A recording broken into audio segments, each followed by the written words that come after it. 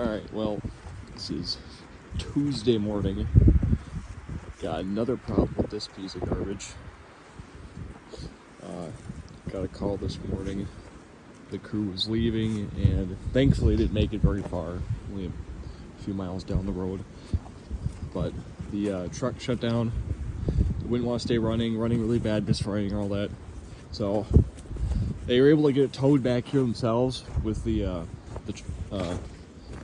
1 ton. And I was like, well, shoot, hope it's not something like injectors or H-pop or something crazy like that. But the main code I was interested in was PO232, which is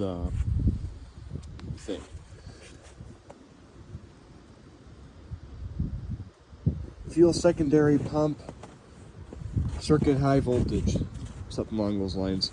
So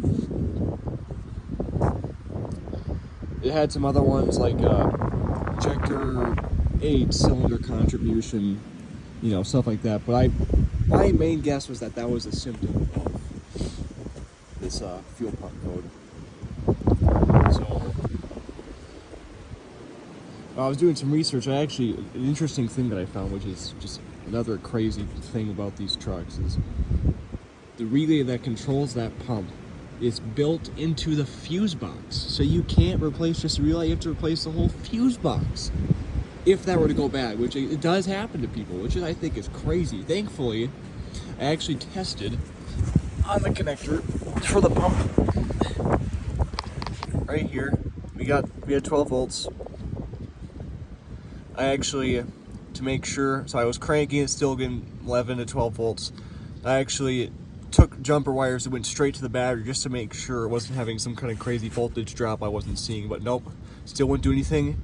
I actually took a hammer, just tapped on that housing slightly, just one tap, and just started going. And then after that, the truck would run. And I think they replaced this pump summer of last year.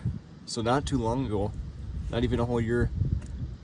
So I'm pretty sure that would indicate that either the pump itself is so full of crap, maybe that it's starting to get stuck, or the motor, I don't know, the motor could possibly be that worn out that started getting stuck, which is just wild, but that could definitely be the case.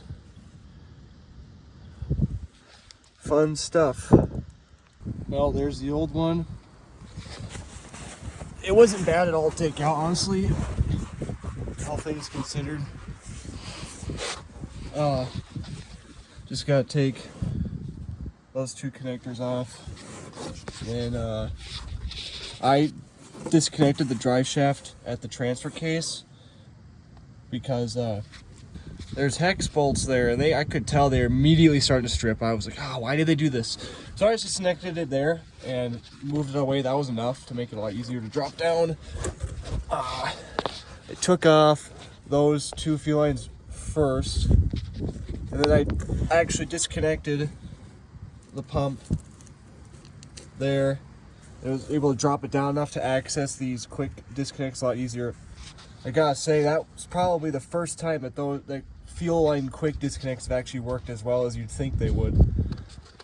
But this is the one that started pouring fuel out a lot, so I just put caps on both of them, and I'll probably just end up capping the better ones too. And now I'm gonna go get a new pump.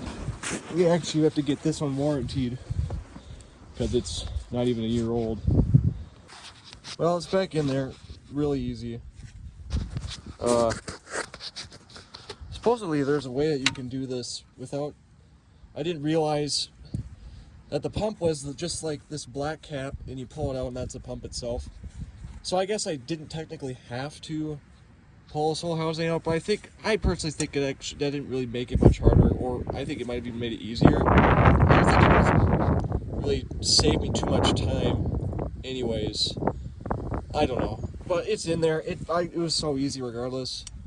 So now I just gotta test it out. It's working again, and it already sounds a lot better than the other one.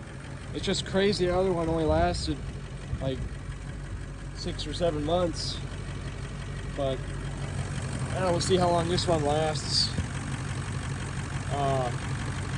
And as soon as I turned the key, I immediately heard it, whirring. And it's different than the injector buzzing sound. That goes off after about 5-10 seconds. This will go on for another 20 seconds. That's how you start it, and it's going all the time. But yeah, I can even hear it now, so we're good.